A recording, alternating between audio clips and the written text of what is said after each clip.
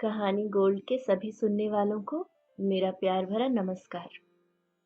आइए दोस्तों सुनते हैं हिंदी की एक प्रमुख लेखिका, कहानीकार उर्मिला शिरीष जी की लिखी कहानी दहलीज पर।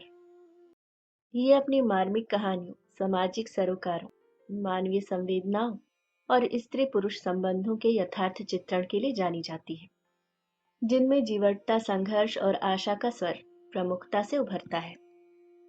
तो आइए सुनते हैं दहलीज पर। तुम फिर आ गए? बार बार क्यों आ जाते हो? वहां क्यों नहीं रहते हो? तुम्हारी मम्मी को इतनी समझ नहीं है कि वह तुम्हें अपने पास रखें? वह लगातार बोले जा रही थी, बिना देखे, अपने काम निपटाते हुए। और वह दरवाजे पर खड़ा था, सिर झुकाए। कंधों पर बैग था, जिसमें लगभग सारी किताबें तथा कॉपी थी। हाथ में पानी की बोतल थी और कपड़ों का थैला भी। क्या घर नहीं गए? उसको चुप देखकर उसने सख्ती से पूछा। उसने होठों में बुदबुदाकर कहा और कातरता से उसका चेहरा देखने लगा। यही तो मेरा घर है। सिर्फ 2 महीने में यह घर पराया कैसे हो गया? यही उसका जन्म हुआ था, यही बचपन बीता था और यहीं पर उसने स्वयं को सबके बीच पाया था। माता पिता का घर कैसे अपना घर हो सकता है? अभी 2 माह पहले ही तो वह स्कूल से लौटकर बैग पटक कर जूते उतारता था। पानी की बोतल सामने वाली टेबल पर होती और चश्मा वॉश बेसिन पर। टीवी खोलकर सबसे पहले वही कार्टून नेटवर्क देखा करता था। अपने कमरे में जाकर यूनिफॉर्म बाद में रखी जाती थी। मामी को देखते ही वह चुपचाप बैग उठाकर जमाता और चुपके से आ बैठता। मामी, खाना। भूख लगी है? मम्मी क्या कर रही हैं? उठाइए ना उन्हें। लेकिन अब वो कमरा नहीं है, किराए पर उठा दिया गया है। इस तरफ से ताला लगा है, बाहर का दरवाजा खोल दिया है। खिड़की भी बंद थी, तो लगा उसके जीवन का दरवाजा हमेशा के लिए बंद कर दिया गया है। उसने देखा मामी फोन लगाने जा रही है, तब भी वह वैसा ही खड़ा रहा। उसके पतले पतले पांव जैसे जमीन से चिपक गए थे। राजा भैया, रुचि और चारू ट्यूशन पढ़कर नहीं आए थे। नाना नानी शादी में गए थे। क्यों भेज दिया? इस तरह रोज रोज भेजोगी तो वहां उसे अपनापन लगेगा, उसका अधिकार बन पाएगा। वे लोग तो यही चाहेंगे कि उसे वहां न रहने दिया जाए। और तुम कुछ समझती नहीं हो। यहाँ कौन पढ़ाएगा, कौन उसकी देखभाल करेगा? मेरा तो पूरा जीवन इसी में गुजर गया ना। तुम लोग हर छुट्टी में, हर अवसर पर अपने अपने बच्चों को छोड़कर बाजार चली जाती हो, घूमने जाती हो। और मैं हूं ना परमानेंट आया। इधर वह समझाते समझाते फट पड़ी गुस्से से।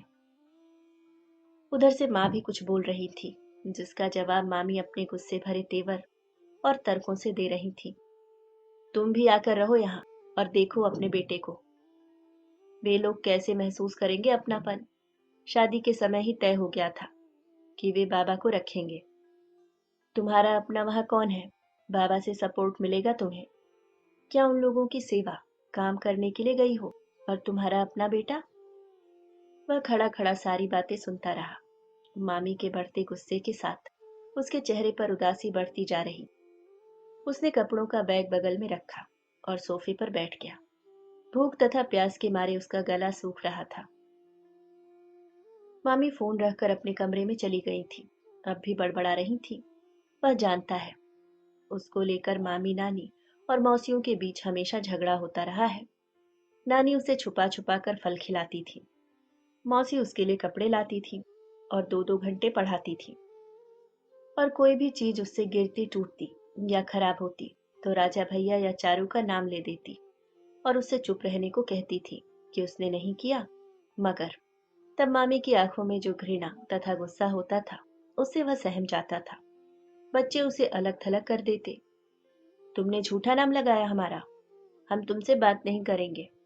लेकिन थोड़ी देर बाद सारा गुस्सा हवा में उड़ जाता था और चारों बच्चे खेलने लगते थे।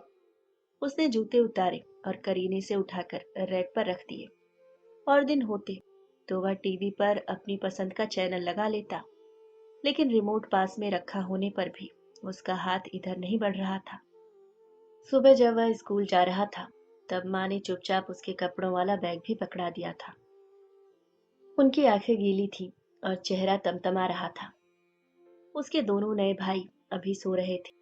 उस समय नए पापा दूध लेने गए थे। वहीं से मामा के घर चले जाना, कुछ दिन बाद ले लेंगे।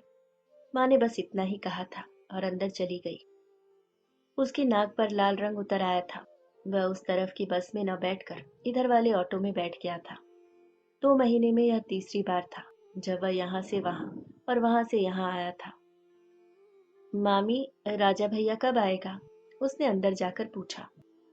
1 घंटे बाद, जैसे बच्चों से ही उसका अस्तित्व हो। वह जाकर पुनः सोफे पर बैठ गया। उसे भूख लग रही है, मगर उसने खाना नहीं मांगा। खाने के बाद वह सोता था, मगर वह सोफे पर ही अधलेटा हो गया। मामी, उसने धीमे से पुकारा। फिर पता नहीं क्या सोचकर किचन में चला गया। पहले उसके लिए 1 गिलास दूध तथा कुछ मीठा फ्रिज में रखा रहता था। अपने हाथ से खाना लगाया, 2 रोटी और बची हुई सब्जी। खाना नहीं खाया? टिफिन नहीं लाए थे? लाए थे मामी। इस समय वह दूध रोटी जरूर खाता था, जानते हुए भी वह गुस्से के कारण कुछ न बोली। तुम्हारी मम्मी वहां से क्यों भेज देती है? क्या तुम्हारी इन लोगों से पटती नहीं? ऐसी बात नहीं है मामी। मम्मी का झगड़ा होता है? हाँ, मम्मी रोती हैं और कहती हैं घर छोड़कर चले जाएंगे। अब वही तुम्हारा घर है, तुम्हारी मम्मी का भी वही घर है। जहां तुम्हारी मम्मी रहेंगी वहीं तुम रहोगे। तुम्हारी मम्मी एकदम अकेली हो जाएंगी। उनकी देखभाल के लिए तुम्हें वहां रहना चाहिए। वे लोग नहीं पूछेंगे तो तुम्हें तो पूछना पड़ेगा। तुमने सोचा कभी इस बारे में? वह उसकी तरफ देखे बिना बोले जा रही थी। उसे नहीं मालूम था कि बच्चा सुन भी रहा है या नहीं। उसके गालों पर बहते हुए आंसू भी उसे दिखाई नहीं दिए। बेशब्द बहते उन आंसुओं में असुरक्षा और पराये होते जाने का दर्दनाक एहसास घुला था। और वो कैसे बताए मामी को कि वहां क्या क्या होता है। शादी के 1 महीने बाद वह माँ के साथ गया था। पूरे 1 महीने घूमने, हनीमून के बाद लौटी थी माँ, हंसती मुस्कुराती, चेहरे पर चमक, आंखों में काजल, मांग में दमकता सिंदूर। वह स्वयं अपनी माँ के इस रूप को देखकर विस्मित रह गया था। सरकारी आवास, छोटे छोटे कमरों वाले घर में नए पापा और माँ का कमरा था। एक कमरे में उसके दोनों नए भाई तथा उनकी दादी सोती थी। वह कहाँ सोए? कौन उसको अपने साथ सुलाएगा? यह तय होने में घंटों लग गए थे। फिर यही तय किया गया कि इसके लिए वहीं पर एक फोल्डिंग पलंग लगा दिया जाएगा। फोल्डिंग पलंग पर जब वह बैठा तो उसे जोर की रुलाई आ गई। चीं चीं करता गहरा पलंग, पतला सा गद्दा और पुरानी रजाई, वे दोनों अपनी अपनी टेबल पर पड़ रहे थे। उसे हाथ पर रखकर लिखना नहीं आता था। माँ भी नए पापा के साथ अपने कमरे में थी। उसकी सिसकियां शायद दादी के कानों में पड़ी थी। क्या बात है? उसने जल्दी से अपने आंसू पोंछे और चेहरा झुका लिया। क्या बात है? यहाँ बुरा लग रहा है? नानी की याद आ रही है? आएगी, बचपन से जो वही रहे हो। किसके साथ सोते थे? नानी या नाना के साथ? नानी को भी तुम्हारी याद आ रही होगी। जरा सी सहानुभूति भरे शब्द सुनते ही वह जोर जोर से रोने लगा था। सब उसके पास आकर इकट्ठे हो गए। बीच में वह बैठा था और आसपास वे सब। अरे सुनीता, देखो क्या बात है। क्या हो गया? माँ ने सख्त होकर पूछा। होगा क्या, घर की याद आ रही है। बेटों, तुम इससे बात करो, अपने साथ खिलाओ, अपनी चीजें दिखा दो। अभी नया घर है। बात कर लो फोन पर। करोगे? उसने रोते हुए सिर हिला दिया। नानी, मुझे नहीं रहना यहाँ। आपकी याद आ रही है। मेरे पास टेबल नहीं, न पलंग, न। शिकायत कर रहे हो? माँ ने आकर हाथ दबाया। उधर से भी आंसुओं में डूबी आवाज आ रही थी। फोन मामी ने ले लिया था। क्या बात है बाबा? बुरा लग रहा है? देखो, उन लोगों से दोस्ती कर लो, वे भी तुम्हारे भाई हैं। तुम अपनी माँ को अकेला मत छोड़ना, समझे? जी, कहकर उसने फोन रख दिया था। उसे अपनी माँ को अकेला नहीं छोड़ना चाहिए, उनके साथ ही रहना चाहिए। फिर भी उसे नानी के घर का दृश्य याद हो आया। इस समय राजा भैया खेल रहा होगा, चारू और गुड़िया टीवी देख रहे होंगे, मामी खाना बना रही होंगी और नाना नानी मंदिर गए होंगे। वहां तो उसकी राजकुमारों की तरह इज्जत होती थी। नानी अपने सामने बैठाकर खाना खिलाती थी। बिना बाप की औलाद है सोचकर सब लोग उसे खूब खूब प्यार किया करते थे। उसकी पढ़ाई के लिए ट्यूटर लगा था। यहाँ आकर उसे कुछ समझ में ही नहीं आ रहा था कि वह कैसे खाएगा, कैसे रहेगा। माँ के आने के बाद भी वह कितने ही दिनों तक आनाकानी करता रहा था। जिस रोज आया था उस रात वह पूरी रात सोया नहीं था, बार बार उठकर बैठ जाता था। "ए राजा भैया", वह चुपके से उठकर गया था। "राजा, तुम्हें बुरा नहीं लगेगा, पर तुम्हारी माँ तो वहां है।" वह चारू के पास गया। "चारू, मामी से बोलो मैं नहीं जाऊंगा, मुझे डर लगता है, वे मारेंगे तो कौन बचाएगा?" लेकिन उसका एक एक सामान, किताबें, जूते, कपड़े, खिलौने जमाए जा रहे थे बैग में। "नानी, डर लग रहा है।" "डर कैसा, सो जाओ। तुम्हें तो खुश होना चाहिए कि अपनी माँ के पास जा रहे हो। देखो, ध्यान रखना, वहां तुम्हारी माँ को कोई परेशान न करे। कोई दुख हो तो हमें फोन करके बताना। अधिकार और बिना डर के रहना, समझे?" अधिकार बिना डर के, माँ का ख्याल। माँ वहां अकेली है। उसने सोने की कोशिश की, लेकिन उसकी आंखों में नींद नहीं, आंसू थे। वह आज तक नहीं समझ पाया है कि उसकी माँ की शादी क्यों कर दी गई है। माँ को खूब रोते हुए देखा था उसने, और माँ तथा मामी का झगड़ा हमेशा होता रहता था। इतना झगड़ा कि माँ अकेले में आकर मामी को गालियां देती थी। फिर कई बार वे उन्हें घर से निकालने के प्लान बनाती थी, नानी के साथ मिलकर।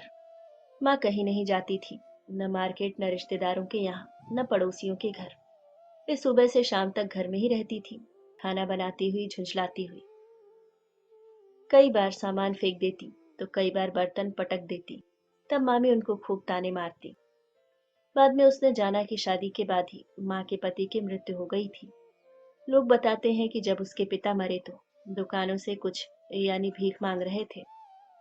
उन्हें टीबी हो गई थी और घर वालों ने निकाल दिया था। सड़क पर ही वे मृत मिले थे। उसे कभी दुख नहीं होता, क्योंकि उसने अपने पिता का कभी चेहरा नहीं देखा था। हमेशा के लिए माँ का रिश्ता वहां से टूट गया था, और उसका असली घर उसके लिए कोई अर्थ नहीं रखता था। उसे कभी दुख नहीं होता, क्योंकि उसने अपने पिता का कभी चेहरा नहीं देखा था। हमेशा के लिए माँ का रिश्ता वहां से टूट गया था, और उसका असली घर उसके लिए कोई अर्थ नहीं रखता था। उसका जन्म यही हुआ था, और उसके लिए यही घर सब कुछ था। फिर इतने वर्षों बाद उसने देखा कि घर में हलचल है, मेहमान आ रहे हैं, और माँ की शादी तय हो गई। कैसी अजीब सी शर्म लगी थी उसको कि उसकी माँ की शादी हो रही है। मगर माँ के चेहरे पर दुख या शर्म नहीं, खुशी थी। माँ उसे छोड़कर चली जाएगी किसी और घर में, उसे छोड़कर। यही सोचकर वह बेचैन और दुखी हो रहा था। माँ से सीधे बात नहीं की थी, दुख के मारे। मगर माँ को उसकी उदासी तथा दुख का ख्याल ही ना आया था। वे नई चमकती साड़ी पहनी थी, माथे पर बिंदी लगाए। उनकी आंखों से भी खुशी ही खुशी झलक रही थी। क्या बात है, पता नहीं माँ को कैसे उसका ख्याल आ गया। "तुम हमें छोड़कर चली जाओगी? आते जाते रहेंगे, तुम भी हमारे साथ चलोगे?" "कहाँ?" "नए घर में, अपने घर में।" "हम नहीं जाएंगे, हमारा तो यही घर है।" वह आखिरी दिन था जब से वह मीठी सपनों वाली नींद लेना भूल गया था। नींद में सपनों की जगह सिर्फ अलग होने के दृश्य आकार लेते रहते थे। न वह पढ़ पा रहा था, न खाना खा पा रहा था। उसका दुबला शरीर और दुबला हो गया था। खामोशी में वह न जाने क्या ढूंढता रहता। "क्यों फेल हो गया? पढ़ते क्यों नहीं हो? पढ़ाई में मन नहीं लगता तुम्हारा?" सब उसको डांटे जा रहे थे, अपने अपने तरीके से। और वह डांट के शब्द सुनकर मन ही मन सिर्फ इस घर से जाने की परिकल्पना मात्र से सिहर उठता था। पूरा घर खुश था, मगर वह नहीं। माँ के लिए सामान खरीदा जा रहा था। माँ की शादी हो रही थी, और वह शेष बच्चों के साथ देख रहा था। माँ की शादी के समय वह चुप ही रहा था। जैसे जैसे उनके वापस आने के दिन नजदीक आ रहे थे, वैसे वैसे उसकी उदासी बढ़ती जा रही थी। नैराश्य ने उसके कोमल मन को और दुर्बल बना दिया था। अब उसे जाना ही होगा। पहले सिर्फ वह 2 दिन के लिए गया था, पर उसे वहां का हिसाब किताब समझ में नहीं आया था। क्योंकि वह मामा के साथ माँ की पहली विदाई करवाने गया था। लेकिन दूसरी बार उसकी भी विदाई हुई थी। सब उसे तरह तरह से समझा रहे थे, नसीहत दे रहे थे। उसके वापस आने पर बैरियर लगाए जा रहे थे।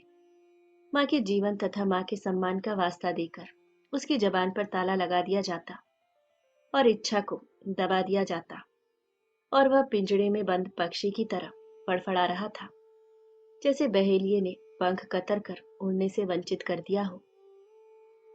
कोई तो बचा ले उसे, कोई तो रोक ले। वह खाना पीना छोड़कर सबकी आंखों में याचक की तरह देख रहा था। नानी की आंखों में बेपनाह दुख था। नाना चुप थे, मामी कुछ निश्चिंत थी, और मामा वे तो कुछ सुनते ही नहीं। मौसी चिंतित थी उसकी पढ़ाई को लेकर। उसके तीनों साथी कुछ समझ नहीं पा रहे थे, न वह किसी को अपने मन की बात कह पा रहा था। फोन करोगे, आओगे ना, बुला लोगे मुझको? छोटे छोटे प्रश्नों से उन्हें इशारा भर कर रहा था कि वे उसे रोक ले। कैसे बताए वह मामी को कि वहां रात भर बिस्तर पर चुपचाप बैठा रहता था। तरह तरह की आवाजें, भुतैली आकृतियां, होश होश गुजरती रात, और माँ और नए पापा के कमरे के बंद दरवाजे। कभी वहां से खटपट की आवाज आती, तो कभी खुसर पुसर की टूटती आवाजें, तो कभी जोर की खिलखिलाहट, या गाय भैंस की तरह लंबी सांसें खींचने का डूबता उतराता स्वराघात। उसके रोम रोम में सिहरन दौड़ जाती। वह पूरी रात रोता रहता था। कई बार उठकर पास रखे फोन के पास गया था, डायल भी किया, मगर घंटी बजते ही फोन रख दिया था। पता नहीं कितनी डांट पड़ेगी। डर कर वह बिस्तर में आ घुसा था। वहां मामा मामी राजा तथा चारू को अपने साथ सुलाते हैं, और यहाँ नए पापा तीनों बच्चों को बाहर। वहां तो वह कभी अकेला नहीं सोता था, मगर यहाँ सुबह उसने देखा माँ नहा धोकर तैयार होकर सबके लिए चाय लेकर आई है। उनके चेहरे पर चमक और हंसी को देखकर एक पल के लिए तो वह गंदी और पराई औरत लगी। वे नई दादी, बुआ, पापा तथा दोनों भाइयों से हंस हंस कर बातें कर रही थी। वह जानबूझकर लेटा रहा कि देखो माँ जगाती भी है या नहीं, कि माँ को उसका ख्याल रहता भी है या नहीं। माँ ने दूर से ही आवाज लगाई, बाबा उठो, ब्रश करो, चाय पियोगे? माँ इतने जल्दी भूल गई कि वह नाश्ते के साथ दूध पीता है। जब से चश्मा लगा था तब से उसको नाश्ते के साथ दूध दिया जाता था। नए पापा ने आकर अपने बेटों को पुचकारा, उनकी पीठ थपथपाई, होमवर्क तथा स्कूल के बारे में पूछा, और उसके पास से गुजरते हुए सिर्फ उसके बालों पर हाथ भर फेरा। ठीक चल रही है पढ़ाई? उसके लिए तय किया गया था कि सारी पढ़ाई के बारे में बताना। अच्छा नहीं लगा। उसने सिर झुकाए हुए हूं भर कहा। पापा के जाने के बाद माँ उन दोनों औरतों से हंस हंस कर, शर्मा कर बात कर रही थी। उसे याद आया कि वह माँ की हर सुबह झगड़े से शुरू होती थी। कभी माँ ने मामी को एक कप चाय नहीं दी। कितनी बीमार रहती थी मामी, तब भी माँ अपने हिस्से का काम करके दरवाजा बंद करके सो जाती थी, और यहाँ बुआ के हाथों में से काम छीनकर स्वयं कर रही हैं। वह मन ही मन कुढ़ता जाता। माँ जितना हंसती वह उतना ही कुढ़ता जाता। माँ जितना उन लोगों से अपनत्व दिखाती वह उनसे उतना ही दूर होता जाता। कल शनिवार की छुट्टी है। मैं हाँ ठीक है, तुम तो इसी दिन का इंतजार कर रहे थे, माँ खुश होकर बोली। वह चाहती थी कि बेटा मामा के घर चला जाए। वह नहीं चाहती थी कि बेटे के कारण उसके नए नए दाम्पत्य जीवन में कोई दरार आए, या तनाव पैदा हो, या उसके पति के बेटों को जरा भी बुरा लगे जैसे तैसे मिले इस दुर्लभ सुख को। वह हवा में जलते दीपक की लौ की तरह बचाकर रखना चाहती थी। उसका पति बच्चों की आपसी तकरार के कारण अलग न हो जाए। पल पल इसी बात को लेकर वह अंदर से सतर्क रहती थी। फिर पहली पत्नी से भी उसे जीतना या उसकी स्मृतियों को धोना था, स्वयं को स्थापित करना था। वह अपने बेटे का अधिकार इस कीमत पर हरगिज नहीं चाहती थी। धीरे धीरे ही उसे अधिकार दिला पाएगी। वह स्वयं को जमाती है तो बेटे के पैर उखड़ते हैं, और बेटे को जमाती है तो उसके। बाबा, मामी के पुकारने पर वह हड़बड़ाकर जाग गया, जैसे चोरी करते हुए पकड़ लिया गया हो। क्या मामी? वह आज्ञाकारी बच्चे की तरह जा खड़ा हुआ। तुम्हारे नए पापा तो बहुत अच्छे हैं ना, वहां किस बात की परेशानी है? याद आती है किसी की? वह सबका नाम लेना था मगर कंठ अवरुद्ध हो गया। बेटा, मामी सबकी याद आती है। वे सब मेरे कोई नहीं है। मामी आप मेरी सगी मामी हो, सगे नाना नानी मामा। यहाँ राजा है, चारू और गुड़िया है। वहाँ, कहते कहते वह सुबक उठा। वहाँ तुम्हारी मम्मी है ना बाबा? कहने को वह कह गई, लेकिन उसका रोता हुआ चेहरा, सिसकती हुई आवाज उसकी छाती में धमक गई। मामी आप मेरी सगी मामी, चारू राजा वे लोग। उसके शब्द उसकी आत्मा को धकधकाने लगे। सामने वह खड़ा था। उसके दुबले पतले हाथ बेजान से लटक रहे थे। आंखों पर चढ़ा बड़ा सा चश्मा और उसके भीतर से बहते आंसू। चश्मे पर आंसू तथा धूल चिपकी थी। साफ नहीं किया होगा, फ्रेम कुछ टेढ़ा हो गया था। सोते वक्त चश्मा उतारना भूल गया होगा। यहाँ मामी ही कई बार चश्मा उतार कर रख देती थी। एक साल फेल हो गया सो पढ़ाई का दबाव अलग। वहां वह पूरे समय लोगों को तथा माँ का उनके साथ व्यवहार देखता रहता है। माँ कहती हंसा करो, बात किया करो, फिर धीमे से आकर डपटती। मुंह लटका कर बैठे रहोगे तो कौन बात करेगा? घुन्ने बने रहोगे या बात भी करोगे? यहाँ सब लोग कितना हंसते हैं, कोई तुम्हारे नखरे नहीं उठाएगा। माँ की आवाज से उसे नफरत होने लगती। हर रोज शाम को तैयार होकर जब माँ बाहर निकलती तो वह बाहर एक कोने में बैठा खाली कॉपी पर रेखाएं खींचता रहता और उधर माँ लौटकर रसोई में फिर हंसती ठहाके लगाती फुर्ती के साथ काम करती। और इधर मामी कहती हैं कि माँ अकेली है और वहां सब कहते हैं कि बाबा को यहाँ अच्छा नहीं लगता है। हर बात में उसे ही समझाया जाता है कि वह सबके साथ एडजस्ट करे। जब से उसने समझना सीखा है, कलह की छायाएं अपने आसपास मंडराती देखी हैं। यहाँ भी उसको लेकर अनकहा कलेश चलता रहता था। मौसियों तथा नाना नानी की सहानुभूति उसके साथ रहती थी। मामा का लाड दुलार तो उसके साथ है। मामी जानती है कि उसे छुप छुप कर चीजें खिलाई जाती हैं, छुपा कर पैसे दिए जाते हैं ताकि वह स्कूल में अच्छी चीजें खा सके। बाकी तीनों बच्चों की कोई चिंता नहीं। मगर इन सब बातों के बावजूद भी बाबा का अपनी मामी के प्रति आत्मीय आकर्षण रहा है। वह उनको चुपचाप देखता आया। मामी उसी को घूर कर देखती थी। वह निगाह उसके भीतर थरथराहट पैदा कर देती। बड़ों के बनाए गए सुरक्षा कवच में उसका दम घुटने लगा। वह उस सुरक्षा कवच को तोड़कर सबके बीच आ जाना चाहता है मगर नहीं आ पाता। वह दहलीज पर खड़ा है, न इस पार न उस पार। उसका घर कौन सा है उसे नहीं मालूम। दूसरे के हाथों का खिलौना बना वह कभी भी दबा दिया जाता, तोड़ दिया जाता या परे फेंक दिया जाता है। शादी करना भी मजबूरी थी। मात्र 16 वर्ष की आयु में विधवा हो गई थी उसकी माँ। इतने वर्षों तक विधवा होकर जीवन गुजारना कोई मामूली बात नहीं थी। फिर वह एक सामान्य सी महिला थी जो पति के साथ रहने, खाने पीने सोने में अपने जीवन का सुख तथा मोक्ष ढूंढती थी। यहाँ की कैद तथा सोनेपन ने उसे एक तरह से मनोरोगी बना दिया था। दूसरों को खुश देखकर उसका पूरा बदन ईर्ष्या से जलने लगता था। वह तपन उसे जलाती थी, झुलसाती थी, तड़पाती थी। ऐसे समय में वह ऐसा विकट रूप धारण कर लेती कि पूरा परिवार उसके अभिशाप से ग्रस्त हो उठता।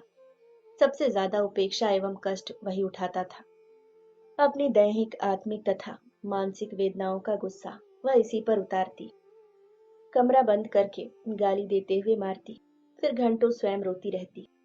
उसकी दिनचर्या में शामिल था, इसलिए वर्षों की मेहनत के बाद यह शादी हो सकी थी। कई लोगों ने मिलकर प्रयास किए थे। यह चमत्कार ही था।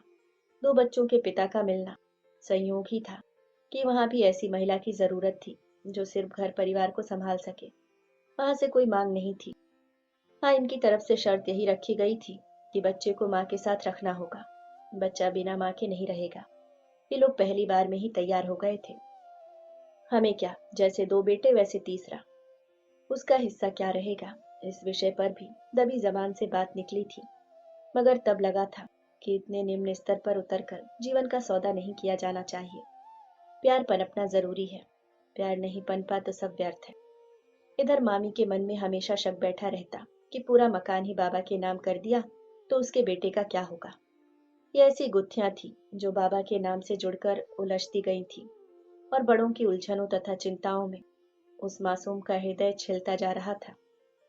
अब मकान, शर्त, भविष्य सबको ताक पर रखकर बाबा का आज दहलीज पर खड़ा था, एक सवाल बनकर, एक अनिश्चित उत्तर की प्रतीक्षा बनकर।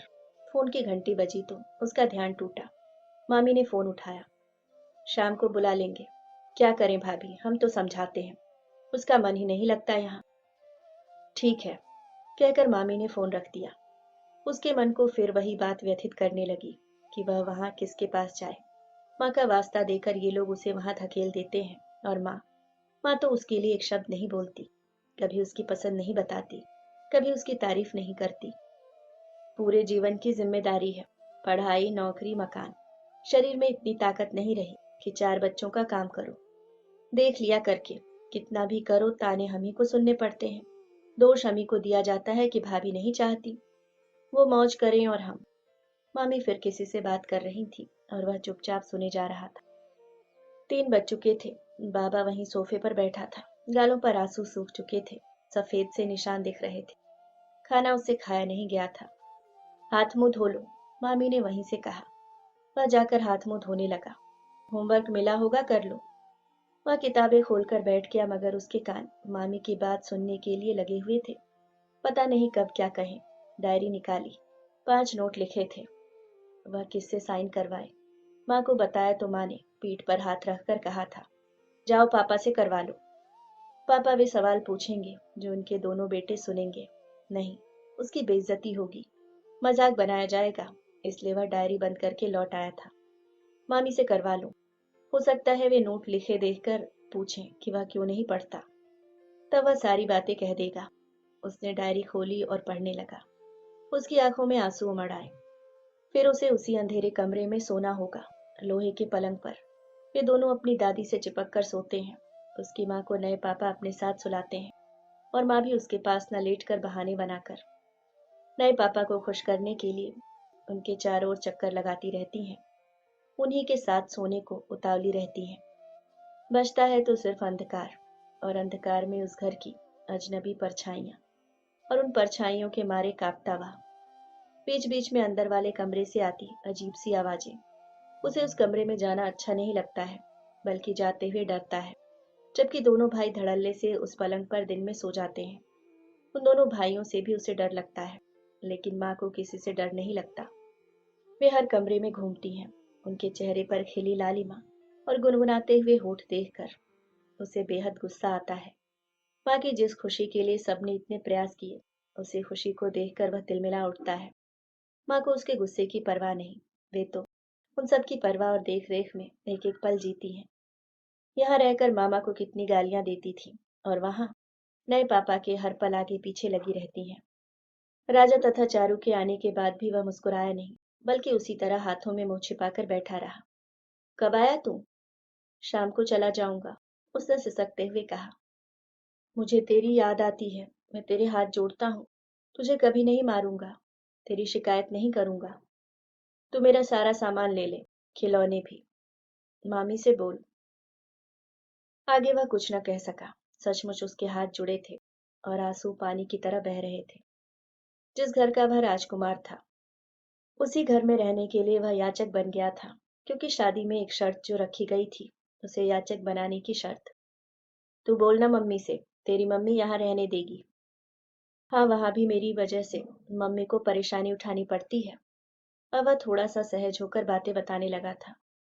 आज मना कर देना, बार बार आने जाने का बना रहेगा। वहां से वे लोग मेरा सामान समेट कर थैले में जमा देते हैं। और यहाँ मेरा घर कौन सा है, तू बता, उसने रोते हुए कहा। 6 बज चुके थे। उसने चुपचाप अपना बैग उठाकर अंदर खिसका लिया था, और कपड़ों का थैला भी। वह लगातार मामी के कमरे की तरफ देख रहा था। क्या पता किस क्षण आकर कहने लगे कि तैयार हो जाओ। घड़ी की सुइयों के साथ उसका दिल भी धड़क रहा था। घबराहट बढ़ती जा रही थी। 6:30। अब तो नए पापा आने वाले ही होंगे, और पीछे थैला लटका कर बैठा कर ले जाएंगे। इससे पहले ही वह डायरी में साइन करवा लेना चाहता है। मामी के पास जाकर उसने डायरी खोलकर रख दी। क्यों क्यों नहीं किया था होमवर्क? मम्मी नहीं पढ़ाती, खुद पढ़ा करो ना। मामी, उसने गिड़गिड़ाते हुए कहा। ठीक 6:30 बजे नए पापा आ गए। मामी ने उन्हें चाय नाश्ता करवाया। मामी यूं भी बातें करने में बहुत होशियार है, लेकिन इतने देर बाद भी उन्होंने उससे तैयार होने को नहीं कहा। वह दरवाजे के पीछे जा खड़ा हुआ, बातें सुनने के लिए। वह इन बच्चों को ही अपना भाई बहन मानता है। हम लोगों को भी उसकी कमी खल रही है। चारू तो उसके बिना रहती ही नहीं है, और उसकी नानी भी बड़ी उदास है। आप बुरा मत मानिएगा, उसका सामान कल भिजवा दें। बाबा को मैं यहीं रखना चाहती हूँ, मेरे लिए जैसे 3 वैसे 4। उसकी माँ का जब मन हो तो आकर मिल लिया करे। उसने देखा नए पापा दरवाजे के बाहर निकल रहे हैं। भाई मैं तो आप लोगों की शर्त से बंधा था, इसलिए। नहीं जीजाजी, बच्चों का जीवन शर्तों से नहीं चलता, मामी ने दरवाजा बंद करते हुए कहा। वह मामी के पीछे खड़ा था। आओ सब मिलकर पढ़ाई करो, मामी ने अपने उसी सख्त अंदाज में कहा। उसने देखा मामी उसके कपड़े उसी अलमारी में रख रही हैं जहां राजा के कपड़े रखे जाते हैं, और उसकी टेबल को बाहर निकालने के लिए राजा को हिदायत देते हुए डायरी में हस्ताक्षर करके उसके बैग में रखने जा रही हैं। अभी आप सुन रहे थे उर्मिला शेरीज जी की लिखी कहानी दहलीज पर। उम्मीद करती हूँ दोस्तों कहानी पसंद आई होगी। अगर आप चैनल पर नए हैं तो सब्सक्राइब करना ना भूलें। धन्यवाद।